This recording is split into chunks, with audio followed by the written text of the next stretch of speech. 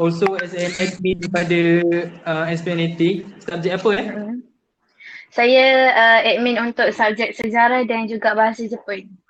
Masya Allah, tengok hebat bahasa Jepun ni. Bukan bahasa biasa orang kita bawa. Okey, saya nak tanya Aini, apa awak punya rahsia kejayaan sehingga awak boleh memperoleh 7A dalam keputusan SPM awak? Okey, berat soalan ni, soalan rahsia kejayaan. Sebab saya rasakan tiada rahsia sebenarnya. Banyak yang kita, kalau kita dengar dalam program motivasi, apa yang cikgu-cikgu ajar kan, itu semua saya ikut. Jadi nak kata rahsia tu mungkin tiada, tapi malam ni mungkin adalah satu peringatan lah untuk adik-adik. Apa yang kita patut buat untuk kita bangkit dari kegagalan. Mungkin tak ramai yang tahu sebenarnya saya bukanlah pelajar yang cemerlang dan 7A ni adalah pencapaian yang sangat-sangat membanggakan lah.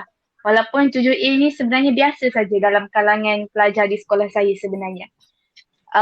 Jadi saya bangkit dari ada D, ada E, ada C dalam saya punya peperiksaan. Saya bangkit sehingga SPM saya naik 7A, 5A+, 1A, 1A- dan 2B+. Dan saya boleh cakapkan antara rahsia sebenarnya di sebalik kejayaan ni adalah rakan-rakan dari SPM Netik. Bila kita bekerjasama sebenarnya sesama rakan-rakan, kita tolong orang lain untuk tolong diri kita sendiri. Itu adalah salah satu langkah yang saya rasakan dapat mendatangkan kejayaan yang cukup besar kepada diri saya sebenarnya. Sebab kita di SPM Netik, bukan kita tak memilih admin, kita tak minta admin yang semua nak straight A, kita tak minta admin yang score A+ untuk semua subjek. Selagi mana admin SPM Netik ni, selagi mana anda berniat, anda nak menolong rakan-rakan yang lain, selagi itu kita terima mereka di SPM Netik. Dan saya sebenarnya banyak belajar daripada rakan-rakan saya di SPM Netik juga. Okey, jadi saya boleh katakan sebenarnya nak kata rahsia kejayaan tu tak adalah rahsia mana. Dan saya boleh cakap hasil 7A SPM ini adalah doa daripada orang-orang di sekeliling. Bukan sahaja guru-guru, bukan sahaja ibu bapa, tapi doa daripada rakan-rakan yang pernah saya bantu sepanjang perjalanan SPM. Jadi apa yang saya ingin sampaikan sebenarnya, kalau kita rasa dengan bantu orang tu boleh membuang masa lah, katakanlah. Sebenarnya itu adalah tanggapan yang salah. Dengan kita bantu orang, kita dapat bantu diri sendiri. Itu sebenarnya yang saya boleh katakan rahsia untuk kejayaan 7A saya. Masya Allah. Sebab semuanya bergantung pada kita sendiri. Saudara Zulhaka, sekali lagi masalah saya rasa. Tak dengar lagi suara awak. Sekarang tak? Testing. Sekarang jelas? Okey, sekarang jelas. Okey, boleh sambung. Ya, sekarang baru jelas. Masya Allah, minta maaf. So sebenarnya adik-adik, rahsia tu terletak pada diri kita sendiri. Kalau kita tak ada usaha, sampai bila-bila pun kita akan dapat apa yang kita nak. Okey, kita proceed kepada kita punya panelis yang kedua. Kita pergi kepada saudara Akmal Hakimi ada? Ya, saya. Okey, Alhamdulillah. Okey, Akmal Hakimi, soalan yang sama juga seperti Aini tadi. Apa rahsia awak yang awak buat sampai awak boleh kecapi keputusan yang awak dapat dalam SPM baru-baru ini?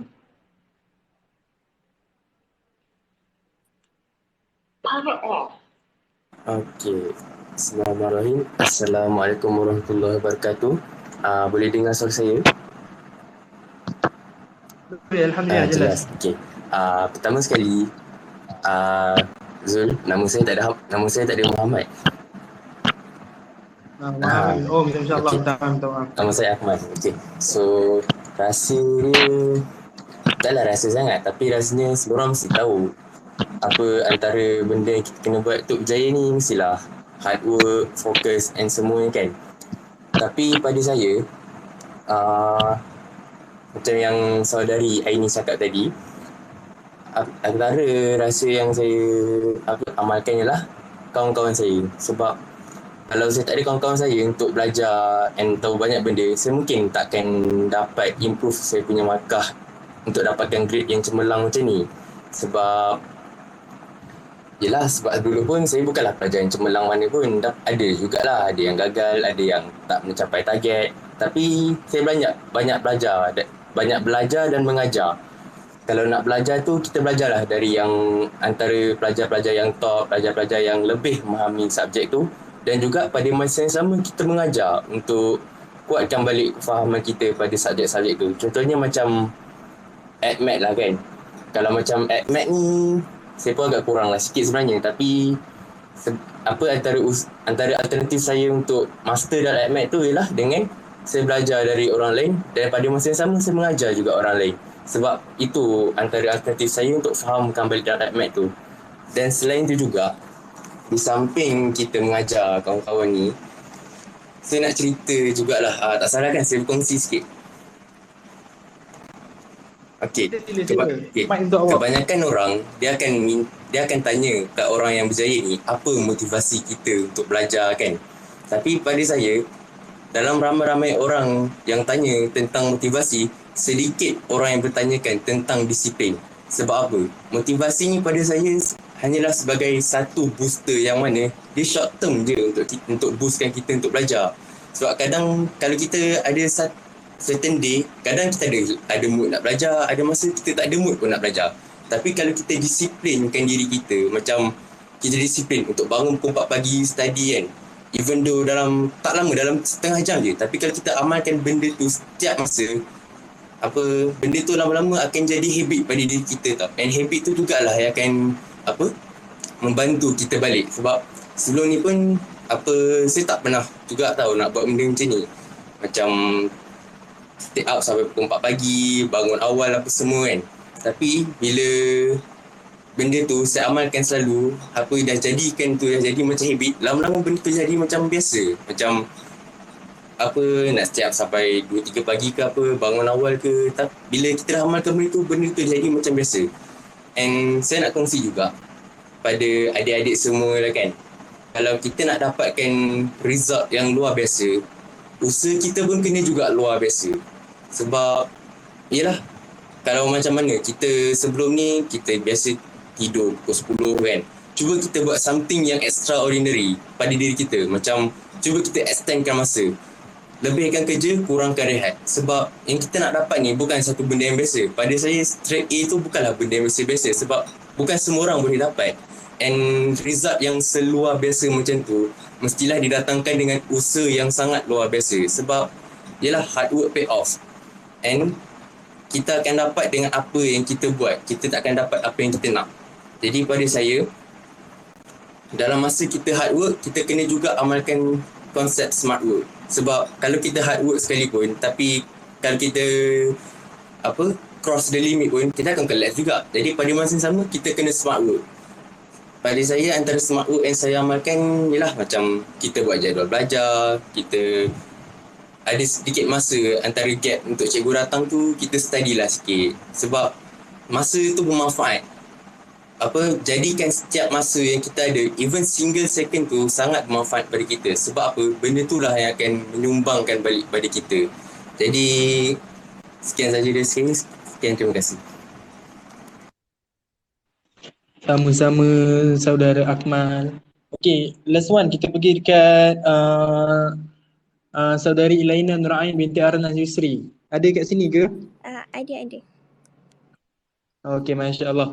Same question juga macam dua panelis yang tadi. Apa awak punya rahsia sampai awak boleh dapat keputusan yang cemerlang dalam awak punya keputusan SPM yang baru-baru ni? Okay, Assalamualaikum. Nama saya Ilaina. So, saya pun sebenarnya bukannya pelajar top scorer pun dekat sekolah.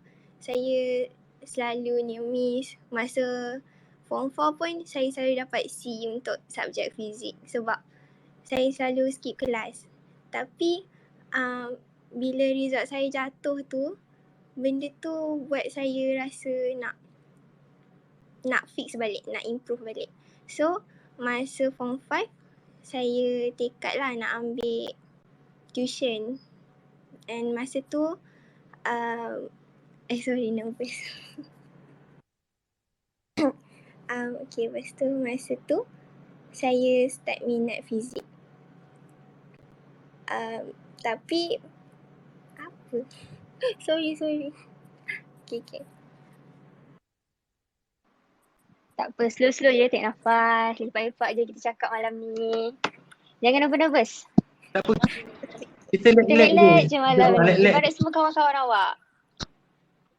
Awak tarik nafas dalam-dalam, tahan terus. Okay, teruskan. Okay, lepas tu bila MCO dah start, time tu baru saya try polish saya punya fizik lah. Sebab subjek lain saya macam dah cukup-cukup makan. So, time tu saya join free seminar untuk fizik, and masa tu diorang buat drill untuk objektif. So, time tu baru saya sedar yang buat objektif ni sebenarnya boleh detect kita lemah kat mana. So, start daripada tu, saya buat latihan tiap malam, saya buat objektif untuk detect saya lemah chapter mana lah. Lepas tu saya akan cover balik chapter tu, tanya kawan ke, tanya cikgu fizik sampai saya faham chapter tu lah. Lepas tu untuk time management pula, saya suka pagi kan sampai siang ada kelas, so petang tu saya macam rehat, malam baru buat homework. Tapi saya punya limit sampai pukul 10 je, and then saya akan tidur. And macam Akmal juga, saya bangun pagi pukul 2 macam tu saya dah bangun selalu untuk buat homework dengan buat revision lah. Tapi saya selalu buat dengan kawan sebab saya takut saya tertidur. Lepas tu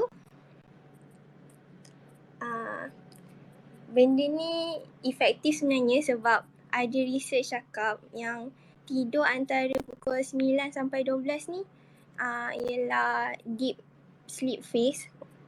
1 jam tidur sama dengan 3 jam. Tapi ada syaratnya, kita kena tidur dalam gelap.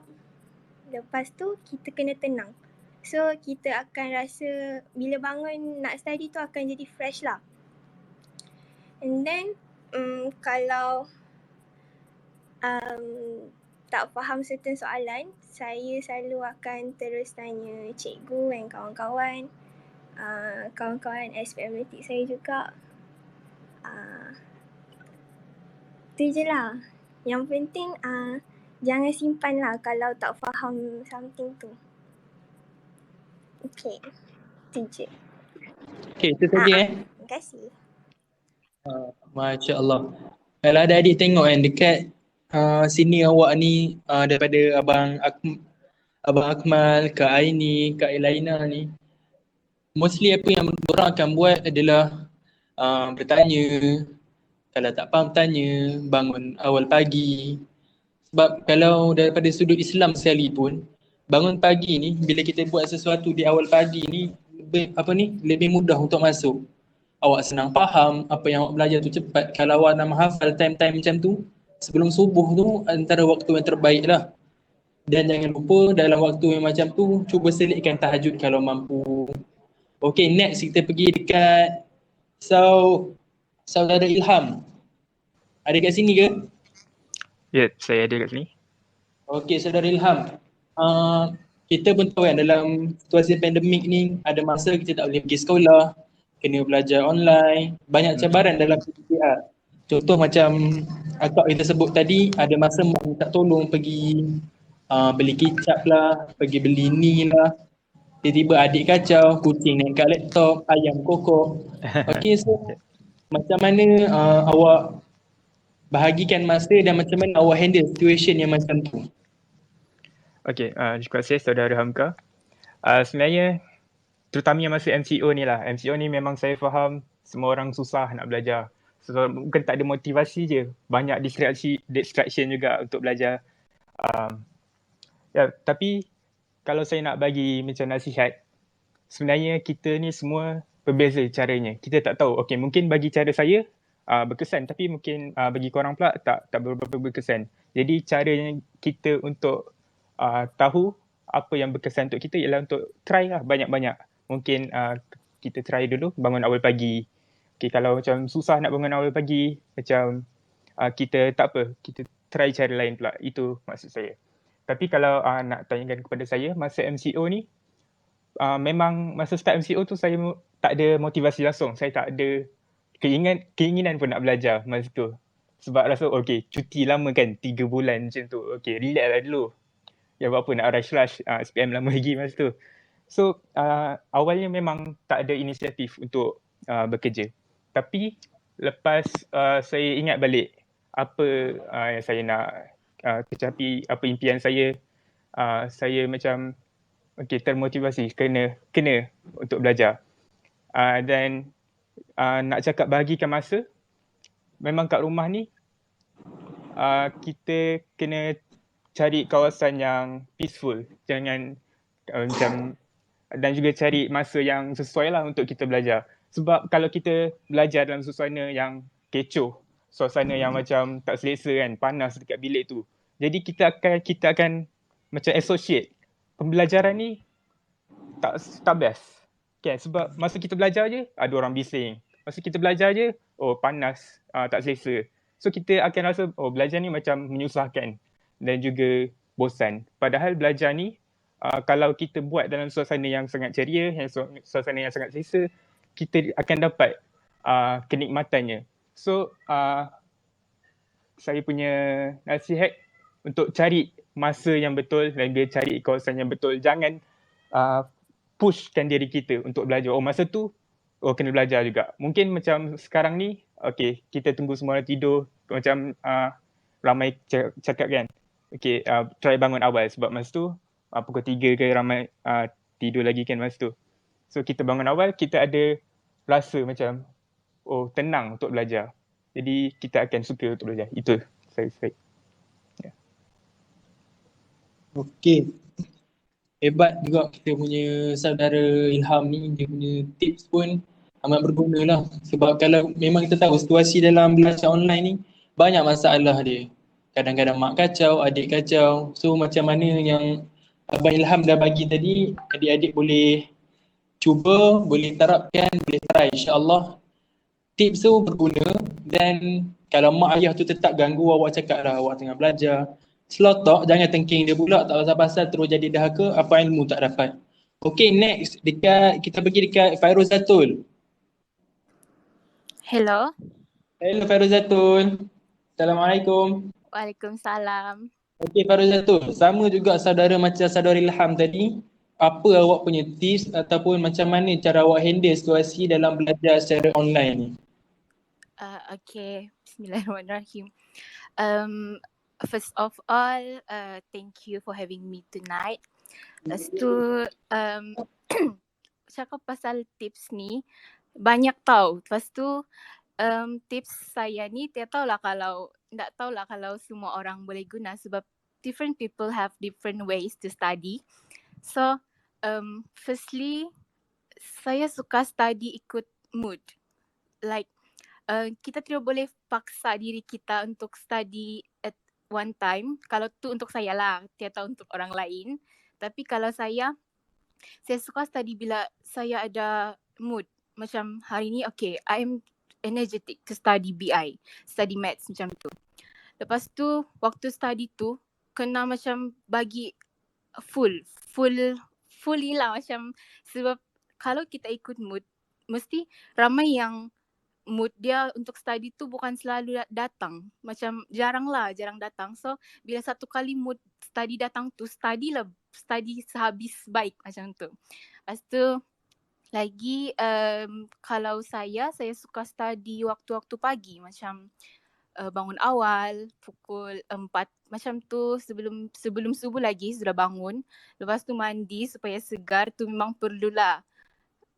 Lepas tu baru study. So bila study tu macam kita rasa segar, ialah segar. Lepas tu senang masuk ilmu. Lepas tu lagi bagi saya kita kena hormat orang. Hormat orang means semua orang. Students, teachers, family, parents kita, friends, semua. Lagi satu, waktu belajar, waktu study dulu lah, waktu sebelum SPM dulu, saya suka, every time trial, saya suka tengok diri saya instead of tengok orang lain. Maknanya, saya akan compare result saya, result exam saya yang latest dengan yang sebelum ni, instead of compare dengan orang yang dapat result lagi bagus daripada saya. Means I want to be better than myself, not better than everyone else, macam tu. Sebab kita kena tahu kelemahan dengan kekurangan diri kita. So bila saya compare nervous. Bila saya compare result saya, result latest dengan result sebelum ni,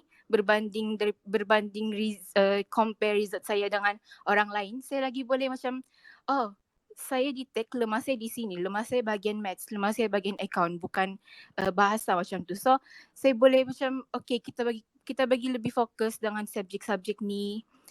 Kita exam ni, kita macam take it as learning lah, learning progress instead of competition. Macam kenapa saya dapat begini, kenapa diorang dapat macam tu. Kita tidak boleh compare diri kita dengan orang lain, formula. Sebab learning ni kita bukan, it's not a competition, it's a must for macam untuk kita belajar untuk life. So kita kena macam tahulah kelemahan kita, kekurangan kita dan kelebihan kita. So kita bagi tumpuan dengan subjek-subjek yang kita lemah, macam tu lah. Lepas tu macam yang Syabil cakap tadi, kita kena ikut cara kita study macam tu. Sebab bukan semua orang ada cara study yang sama.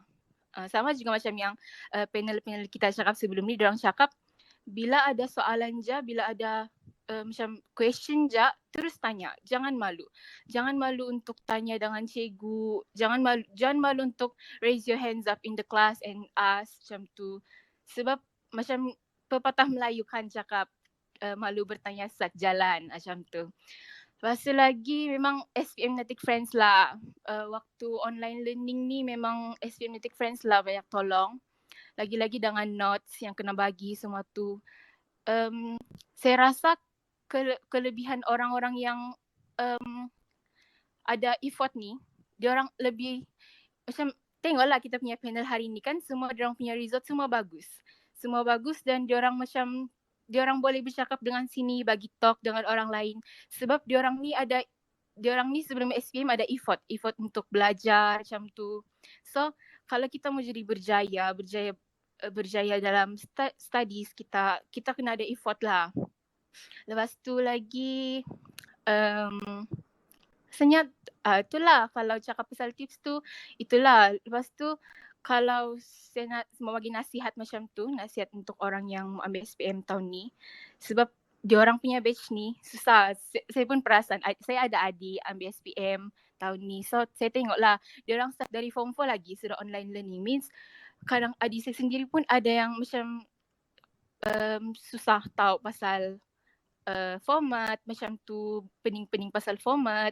Lepas tu kurang lah, diorang lagi kurang pembelajaran secara bersemuka berbanding dengan batch kami ni. So saya boleh rasa yang SPM tahun ni akan lagi SPM batch tahun ni lagi susah lah, sebab ODL diorang lama instead of pembelajaran secara bersemuka. So nasihat saya ni, kamu kena banyakkan effort lah, effort untuk study.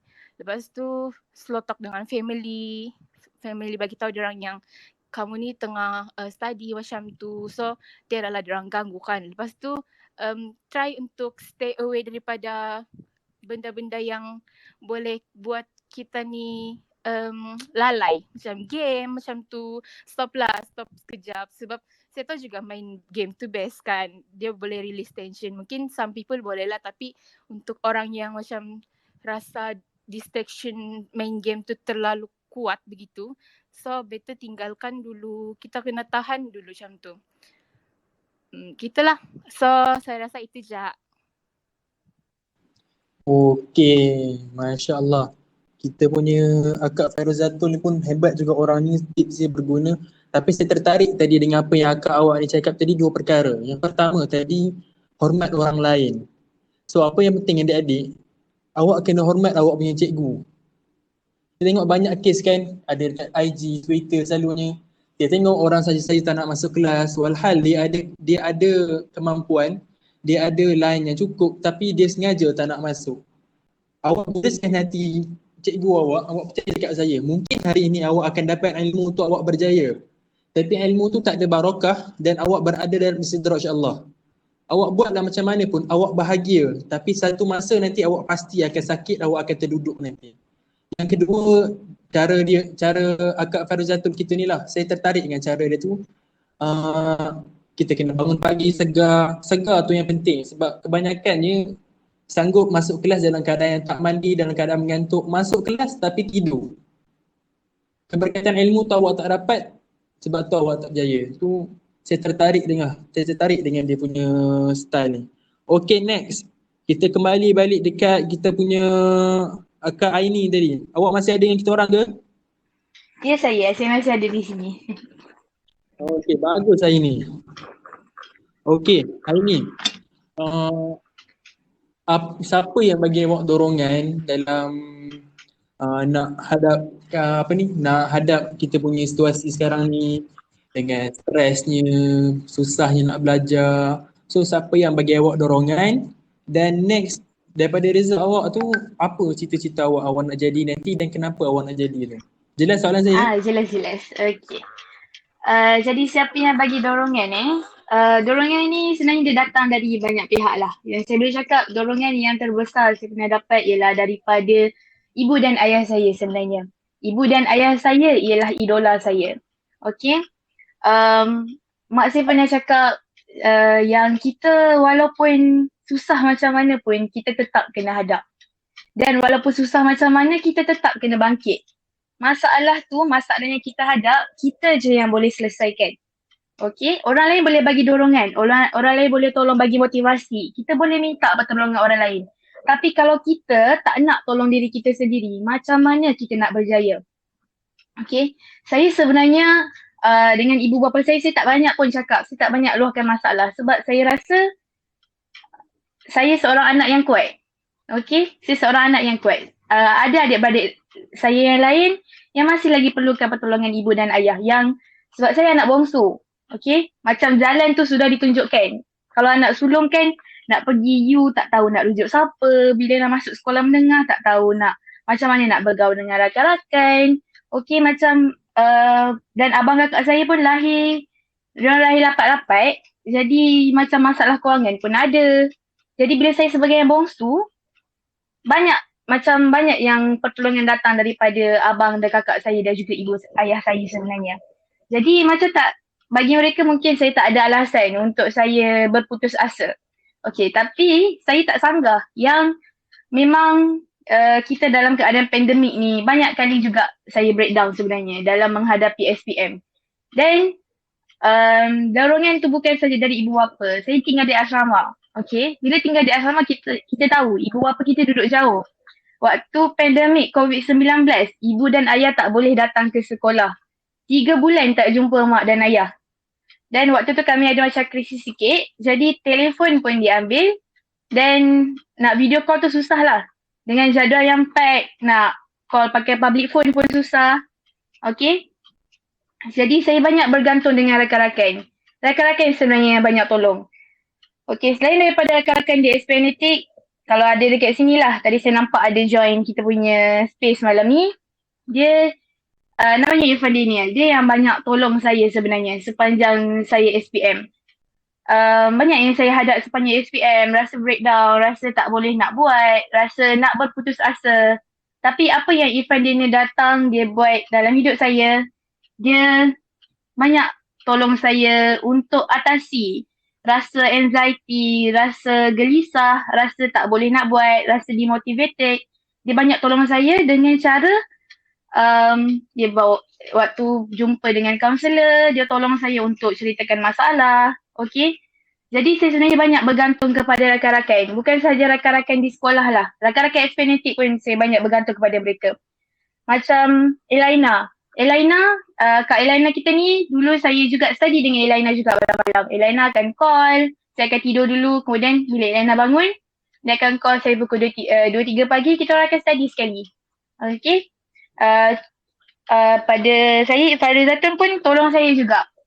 Pukul 5 pagi saya cakap, okay, hari ni aku nak bangun pukul 5 pagi, aku nak study. Okay, Farizatun dia duduk kat Sabah kan, jadi dia bangun dalam pukul 4 macam tu. Okay, pukul 4 bangun untuk subuh, dia akan call lah saya. Okay, jadi rakan-rakan eksperiencing pun banyak membantu. Syabil pun banyak berikan dorongan, Akmal pun banyak berikan dorongan. Okay, dan rakan-rakan eksperiencing yang sedang mendengar pun semua berikan saya dorongan lah. Okay. Dan dengan result saya sebenarnya banyak hasil bantuan dari rakan-rakan eksperiencing dan rakan-rakan sekolah lah. Okay, kemudian berbalik kepada keputusan saya dengan 7A tu kan, apa yang saya nak sambung selepas SPM sebenarnya, kami banyak berbincang sesama SPM juga. SPM sebab kita datang dari pelbagai latar belakang, kita datang dari satu Malaysia. Kalau saya hanya bergaul dengan rakan-rakan SBP kan, kita tahu rakan-rakan SBP, MRSM ni kita hanya didedahkan kepada beberapa kos saja. Kita dedahkan kepada kos medik, farmasis, engineering. Memang kos-kos itu saja yang kita didedahkan. Tak banyak, tak meluas. Tapi dengan rakan-rakan di FNT lah saya banyak explore dunia luar. Dengan kita punya faedah yang kita dapat daripada COVID-19 ni, kita explore semua benda melalui online. Saya dapat maklumat dari Chun di Sabah, okay, Farizatun, Kak Farizatun kita di Sabah. Saya dapat maklumat daripada Elaina. Saya dapat juga maklumat daripada Abang Akmal dan juga Abang Syabil yang mereka di MRSM. Banyak yang saya belajar daripada rakan-rakan di SPM lah. Okay. Dan saya dan juga Farizatun sebenarnya kami ada merancang sekali lah untuk menyambung pelajaran dalam bidang undang-undang, bidang law sebenarnya. Kami ada plan sekali, banyak juga study sekali, setkan goal yang sama, okay, matlamat yang sama untuk sama-sama belajar dalam bidang undang-undang lah. Jadi saya boleh cakap yang sebenarnya kejayaan yang kita kecapi pada hari ini bukan hasil usaha kita seorang. Kita yang lead usaha kita yang ketuai diri kita. Kalau dalam satu perjuangan tu kan, katakanlah dalam satu peperangan, untuk mendapatkan kejayaan, kita ketua, kita general. Tapi ada lagi anak-anak buah di belakang, ada lagi tentera-tentera di belakang yang tolong. Jadi itulah yang saya katakan orang-orang lain dalam hidup saya, mereka yang banyak tolong saya sebenarnya. Okay. Jadi saya rasa itu sahaja kot. Okey. Tengok adik-adik banyak yang Kak Aini dah bagi tahu kat awak semua tadi. Dan dia punya cita-cita nak jadi lawyer. Sama dengan macam Kak Farizatun awak tadi. Betul lah ini Yeah. Awak semua tengok cita-cita yang hebat tu. Kena pandai cakap, semua tu. Yang penting kena ada usaha. Okey. Next kita pergi dekat saudara Ilham. Minta maaf, saudara Akmal. Saya. Okey Akmal, dalam masa 3 minit apa yang sama juga soalan. Siapa yang bagi awak dorongan, apa cita-cita awak dan kenapa awak nak jadi cita-cita awak tersebut.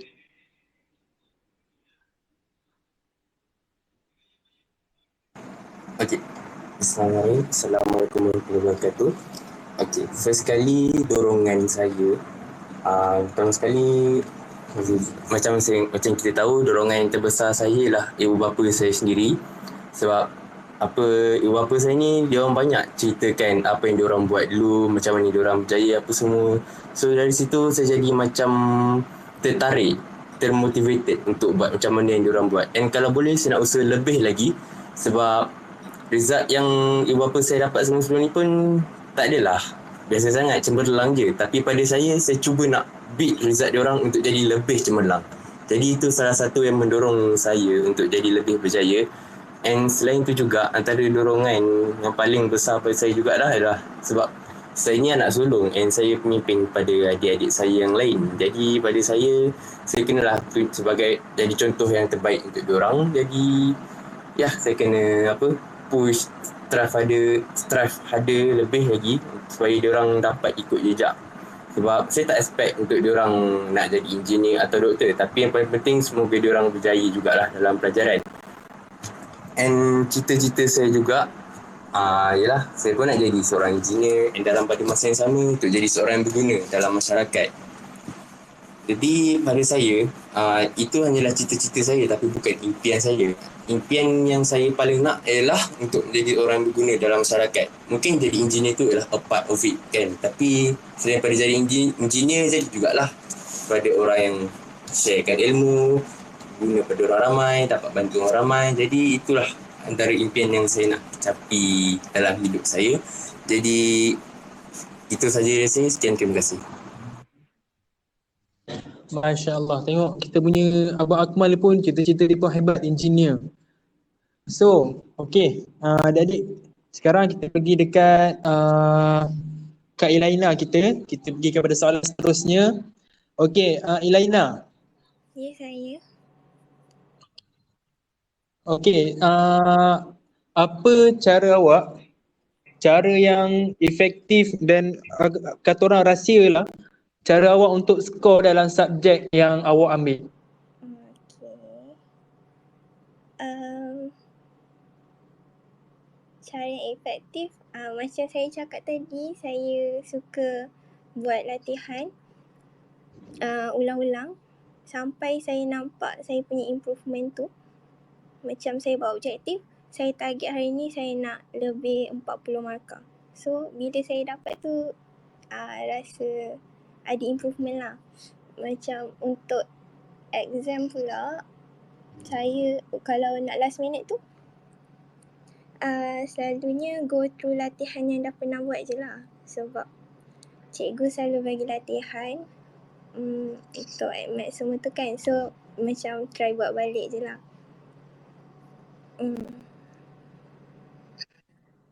Itu saja. Okey, seterusnya saudara Ilham. Ya, saya. Okey, sama juga soalan macam kita punya Elaina tadi. Cara awak yang orang panggil apa? Lagi efektif lah, antara rasa yang awak betul-betul buat untuk awak skor betul-betul dalam subjek yang awak ambil itu. Okey, terima kasih. Saya rasa saya nak ambil macam cara saya study masa dah nak dekat SPM lah. Sebab masa dekat SPM ni yang betul-betul saya push dan betul-betul saya committed untuk belajar. Dan masa saya dekat SPM ni, saya memang tak boleh belajar seorang. Mungkin untuk orang lain boleh, tapi bagi saya tak boleh. Sebab bila saya belajar seorang, rasa macam ketinggalan. Mesti orang lain macam belajar best kan, ramai-ramai. Tapi saya belajar seorang macam ketinggalan. So saya tak boleh macam tu. Saya join orang lain belajar juga. Dan saya sukalah belajar dengan ramai-ramai ni. Sebab ada benda yang saya tak tahu, ada orang lain tahu pula. Jadi kita bertukar-tukar maklumat. Daripada situ, kita dapat membantu satu sama lain. Dan tak adalah macam kalau kita baca buku je, kita je yang faham. Kita pun kalau dalam belajar secara berkumpulan dapat bantu orang lain. Tapi itu memang macam biasalah, orang dah tahu kan. Saya yang paling penting sebab saya suka belajar berkumpulan ni, sebab best kan. Sebab kalau orang biasanya kaitkan belajar ataupun study lewat malam ni macam benda yang memenatkan, benda yang bosan setengah orang, benda yang susah. Tapi bagi saya kalau belajar ramai-ramai, rasa macam best. Okay, sambil tu kita boleh macam berjenaka sikit lah. Lepas tu kita boleh berehat. Macam kadang-kadang tu kita boleh macam berehat, borak-borak sikit. Kita ramai-ramai ni, kita rasa macam kita ada support system yang bagus. So kita tidak keseorangan dalam perjuangan menghadapi SPM ataupun apa-apa saja. Jadi saya lagi suka belajar secara macam tu lah. Ya, itu saja. Okey, Masya Allah. Okey, seterusnya kepada saudari Faruzatun. Ya. Okey, sama juga soalan macam saudara Ilham dengan saudari Laina tadi. Cara awak, macam kita tahu kan Sabah ni keadaannya ada lain yang tempat yang teruk, ada yang susah nak cari kemudahan. Tapi awak berada di asrama kan? Ya. Okey. So macam mana cara awak, sama juga soalan dia, cara awak yang betul-betul awak buat untuk awak skor dalam subjek awak tadi? Okay, kalau cakap pasal subjek yang saya cerita pasal subjek akaun lah, sebab akaun ni salah satu subjek yang waktu form 4 subjek paling saya benci yang betul-betul benci, sebab saya tidak pernah lulus waktu form 4. Lulus maksudnya lulus tu 40 memang tidak pernah, sampai cikgu akaun kami terpaksa buat satu lagi paper 3 maksudnya waktu exam akhir tahun, sebab dalam kelas tu memang tidak ada orang yang lulus macam tu. Tapi masuk form 5 saya fikirlah macam apa silap saya dekat subjek ni, sebab subjek lain saya boleh, kenapa subjek ni saya tidak boleh macam tu.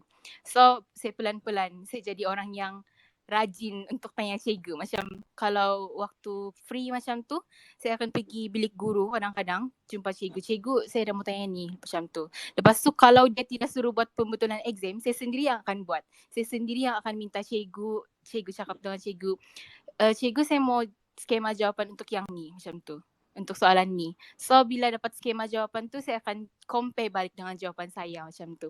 So saya mau cakap sini macam kita kena ada effort untuk cari apa kesalahan kita dalam subjek-subjek tertentu, subjek-subjek yang kita lemah tu.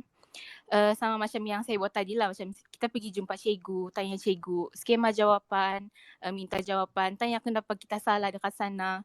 Lepas tu lagi study tips saya tidak suka, saya bukanlah tidak suka, cuma saya tidak lebih kepada study group. Saya lagi suka study seorang-seorang. Tapi bila ada kawan yang datang approach saya untuk tanya soalan, saya tidak akan cakap no. Saya akan terus ajar kalau saya boleh. Sebab the more kita bagi dengan orang, the more we give, the more we get. Macam kita boleh kuatkan apa yang kita sudah ada tu dengan share dengan orang-orang lain. So makin saya share dengan orang lain apa yang saya faham, makin saya faham macam tu.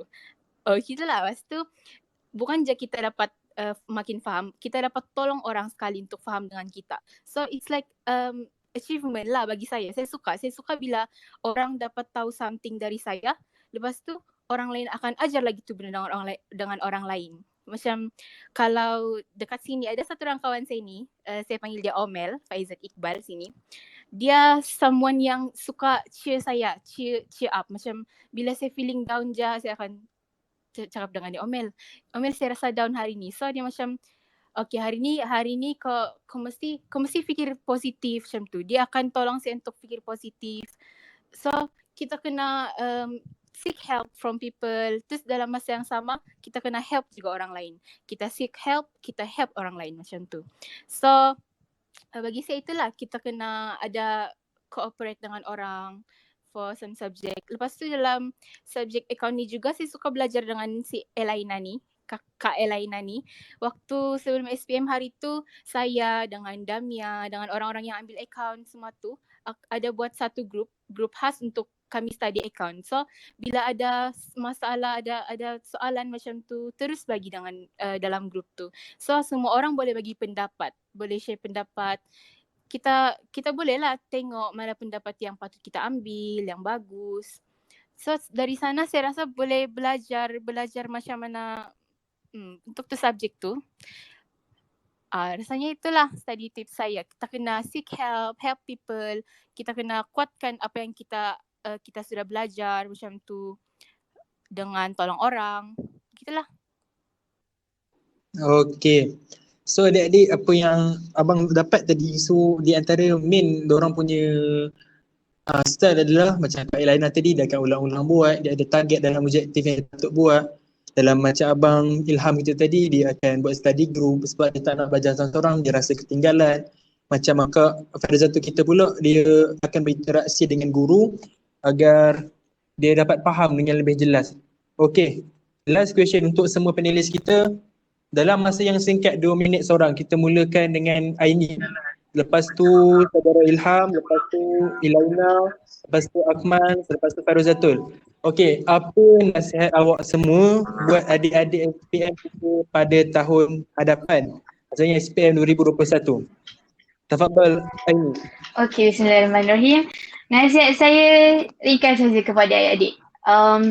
walaupun banyak cabaran yang kita hadap sekarang, walaupun banyak dugaan yang kita tengah hadapi, tolong jangan berputus asa. Saya merayu sangat-sangat pada semua yang ada dalam space pada malam ini, tolong jangan berputus asa. Okay, walau banyak kali kita jatuh, tolong bangkit. Kita tak tahu apa yang kita akan dapat, apa yang kita akan kecapi di masa hadapan sebenarnya. Jadi kalau kita berputus asa sekarang, sangat-sangat rugi. Okay, saya sendiri hadapinya. Banyak kali saya putus asa. Kalau saya gunakan masa yang saya putus asa tu untuk saya terus bangkit dan belajar, mungkin pada hari ini result saya akan jadi lebih baik. Mungkin saya pelajar terbaik sekolah. Kita tak tahu apa akan jadi. Jadi sekali lagi saya tegaskan, walaupun saya tahu penat sangat ODL ni. Sangat-sangat penat dengan mental kita yang tak stabil sekarang. Tapi tolong jangan berputus asa. Kami di sini, kami akan cuba bantu sedaya upaya untuk adik-adik kita pada malam ni. Okey, itu sahaja dari saya. Sekian, terima kasih. Jazakallah khairan katsiran ini. Okey, kita teruskan dengan saudara Akmal. Nasihat awak kepada adik-adik kita. Okey, baiklah. Nasihat saya pada semua adik-adik Form 5, Form 4 di luar sana. Kalau kita nak berjaya ni, make sure pastikan jangan tinggal make sure usaha sebaik mungkin. Jangan pernah rasa give up, jangan pernah rasa hilang semangat lah apa semua. Pada saya rasa penat tu biasa, tapi bila penat tu jangan pernah sekali kita nak mengalah. Sebab saya nak share satu benda, jangan malu sebab gagal, tapi malulah sebab give up. Pada saya gagal tu ialah benda biasa. Sebab gagal lah yang akan mendorong kita untuk lebih berjaya. Jadi kalau katakan untuk first exam kita dapat gagal, cuba strive lagi untuk dapat lulus and usaha lagi untuk dapat lebih berjaya. Jadi sekian saja dari saya. Sekian, terima kasih. Okey, Masya Allah, hebat. Okey, kita teruskan dengan Akak Elaina kita pula. Nasihat awak buat adik-adik kita. Tafadhal masykurah. Okay, nasihat saya bahagikan masa elok. Macam yang lain cakap, Aini cakap, Akmal cakap, jangan give up. Kalau awak rasa nak give up, cuba cari benda yang boleh motivate awak balik.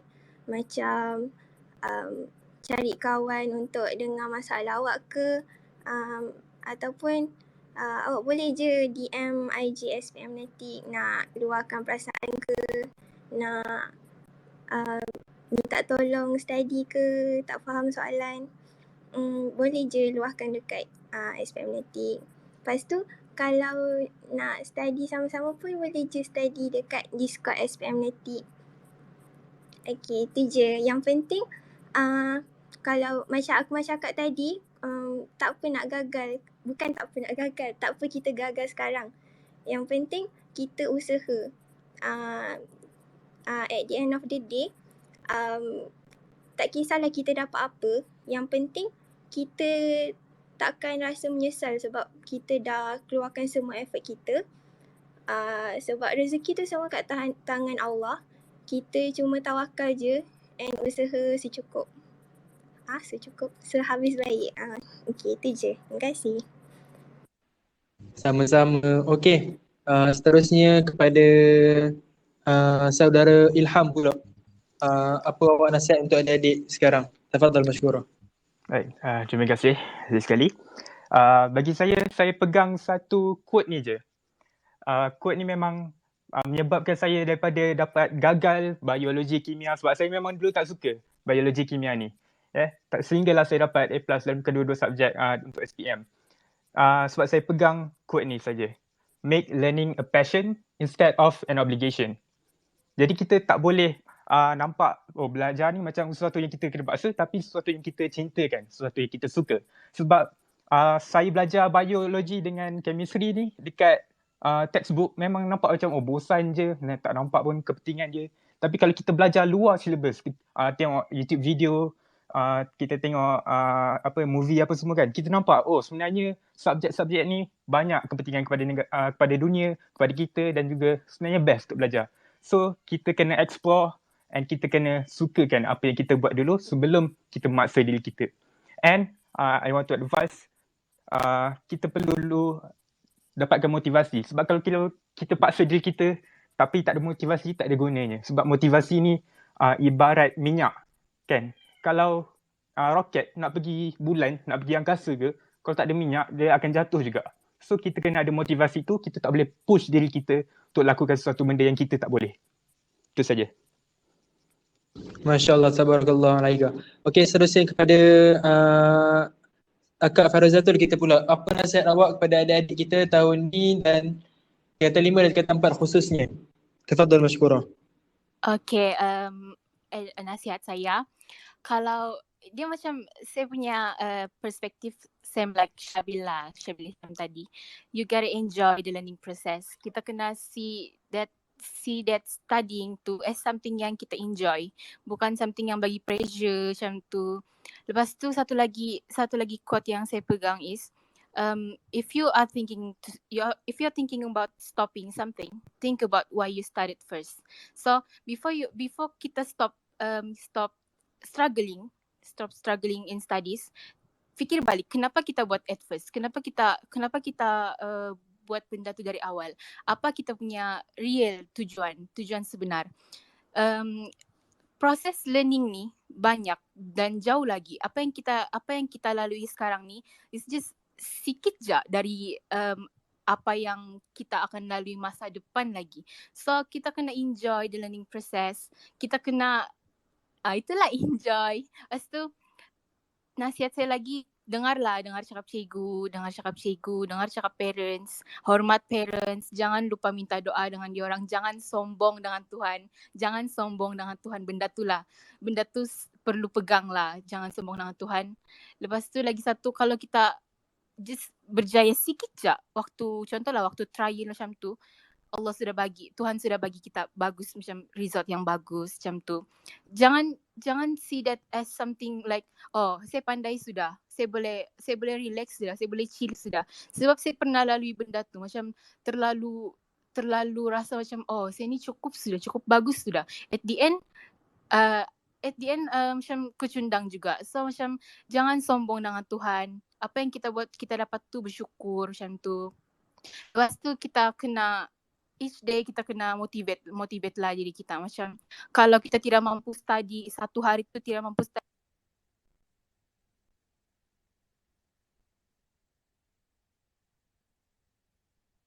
untuk sekali pun study, at least waktu kita tengah ada effort, lepas tu enjoy the learning process tu je. Bagi saya tu je. Okey, Masya Allah. Jadi so apa yang awak dapat dengan abang-abang kakak-kakak awak ni, awak ingat, awak hayati dia dan awak ambil iktibar lah daripada apa yang mereka cakap. Yang baik itu awak ambil jadikan sebagai pedoman buat awak. Okey adik-adik, sebelum abang buka pada sesi Q&A, abang pun nak bagi sikit nasihat lah, macam teringin pula nak bercakap.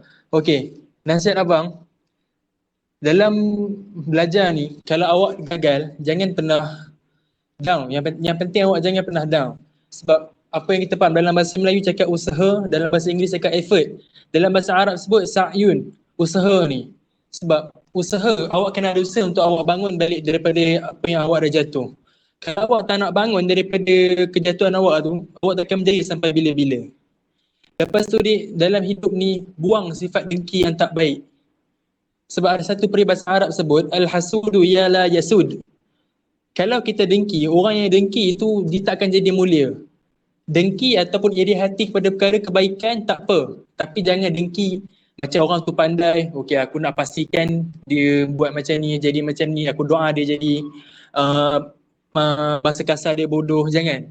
Sebab apa, macam peribahasa Arab tadi sebut, orang dengki ni dia tak akan mulia. So ingat adik, jangan pernah down. Kalau awak down, cari kawan, cari parents, cari kaunselor ke apa, bangun. InsyaAllah kalau awak buat usaha tersebut, awak akan capai apa yang awak nak. Okay, next kita buka kepada adik-adik semua sesi Q&A. Apa yang awak nak tanya dekat kita punya panelis ni? Tafadhal mashkura adik-adik.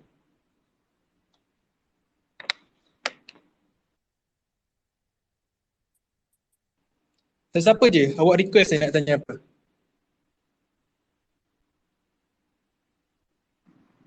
Jangan malu-malu.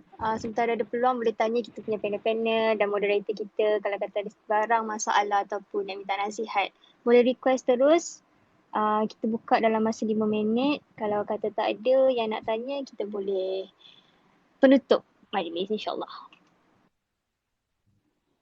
Anyone adik-adik jangan malu untuk tanya. Peluang ni bukan selalu datang, biar awak tanya sekarang. Kalau tak rugi nanti.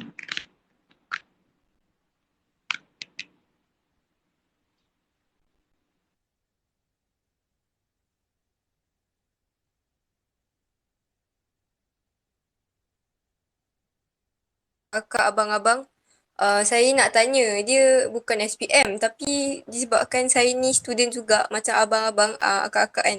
Saya nak tanya tips. Okay, situasi saya ni lain sikit. Kalau SPM kan korang ada macam tunda-tunda kan sebab COVID. Kita bukan maktab SPM je, kita ambil IGCSE juga dan masalahnya sekarang ni IGCSE dia tak tunda macam SPM. And yang sekarang ni 2 bulan lagi dah nak mock IGCSE and dalam 4 bulan kita orang dah IGCSE. And bagi saya macam abang ada tip-tip ke motivasi ke sebab even saya punya batch, saya punya batch kita duduk asrama lah. So saya punya batch ni banyak yang tarik diri daripada ambil IGCSE. Sebab Mara baru cakap yang siapa nak ambil IGCSE ambil. Siapa tak nak ambil boleh dapat balik duit. Dan IGCSE ni bukan murah. Dia nak ambil exam ni saja RM2,268. So banyak yang tarik diri. Sampaikan nak dekat banyaklah lebih 1/4 batch saya. Dia tarik diri tak nak ambil IGCSE. Dia ambil SPM je. So kita yang ambil IGCSE ni macam rasa macam terasa lah. Macam sedih lah. Macam abang-abang akak-akak ada macam tip tak untuk saya? Sebab saya dah nak 2 bulan lagi nak mock IGCSE. Ada tip tak? Tafadhal antara sesiapa panelis kita, seorang lelaki, seorang perempuan. Saya boleh jawab. Bagi je dua-dua tu. Bagi je dua-dua tu. Start dengan Akmal dulu. Okay. Saya dulu Okay. First pada saya tahu mungkin IGCSE ni mungkin agak hardcore juga kan bagi student MRSM. Jadi pada saya, sebab bila saya dengar nak kena bayar untuk IGCSE tu bukan murah, memang mahal. So pada saya, cuba jangan takut untuk ambil exam tu, tapi baliknya cuba make it worse dengan apa yang mak bapak kita dah sacrificekan untuk kita dapatkan pendidikan sampai ke tahap IGCSE tu. Sebab pada saya agak jealous juga dengan IGCSE ni sebab dari form 1 kita belajar fizik, biokimia semua kan. Padahal dekat sekolah-sekolah biasa fizik, kimia, bio tu kita belajar waktu form 4. So bila pendedahan awal ni membuatkan saya macam bestnya diorang belajar ni kan. Tapi bila dia katakan macam IGCSE ni susah apa semua kan, pada saya cuba bersyukur dengan tahap pendidikan yang sangat bagus macam tu. And saya tahu dengan keadaan sekarang ni menyebabkan benda tu jadi makin susah sebab kita tak dapat nak adapt dengan situasi sekarang. Jadi pada saya, cuba untuk ingat balik kenang balik jasa mak bapak kita, mak ayah kita yang dah berkorban untuk bayar fees yang semahal itu kan, untuk bagi pendidikan yang sebagus pada pelajar-pelajar IGCSE ni. Jadi pada student yang berkenaan tadi, IGCSE mungkin lagi dalam 2 bulan. Jadi pada saya, cuba jangan give up sekarang, tapi cuba make your effort tu lebih lagi, gandakan lagi usaha. Sebab saya tahu ramai yang give up tu sebab mungkin tak ada motivasi apa semua kan. Tapi pada saya, itu merupakan satu cabaran yang terbaik bagi adik lah. Sebab bukan senang peluang IGCSE tu nak datang kan. Jadi pada saya, cuba tanamkan dalam diri adik nanti dalam 2 bulan ni, at least kalau terasa nak down, kenang balik jasa mak ayah yang dah usaha sebaik mungkin untuk dapatkan pendidikan macam tu. Jadi sekian saya, terima kasih. Okay, Syabil boleh sambung. Tafadhal Syabil, sambung. Baiklah. Sebenarnya macam semua benda yang saya nak cakap tadi, aku malah cakap tak apa, dia memang bagus dalam ni. Tapi saya nak sentuh sikit je lah sebab saya pun ada kawan yang ambil IGCSE ni. Sebab IGCSE ni memang special. Jadi korang yang ambil IGCSE ni, walaupun ramai yang sudah tarik diri, korang patut macam berterima kasih lah sebab korang ada peluang untuk ambil IGCSE ni. IGCSE kalau ambil dan tak ambil SPM, keluar je ambil A-levels, Lepas tu ada kawan saya yang ambil IGCSE ni, tak ambil SPM, dah dapat dah offer untuk pergi keluar negara. Tunggu result je untuk sahkan dia boleh pergi ke tak. Jadi sebenarnya IGCSE ni adalah memang bagus untuk boost korang. Jadi anda ada peluang, jadi gunalah peluang tu sebaiknya. Yang lain semua saya rasa Akmal dah enunciate dengan bagus tadi. Jadi itu saja. Saya nak sambung lagi sikit.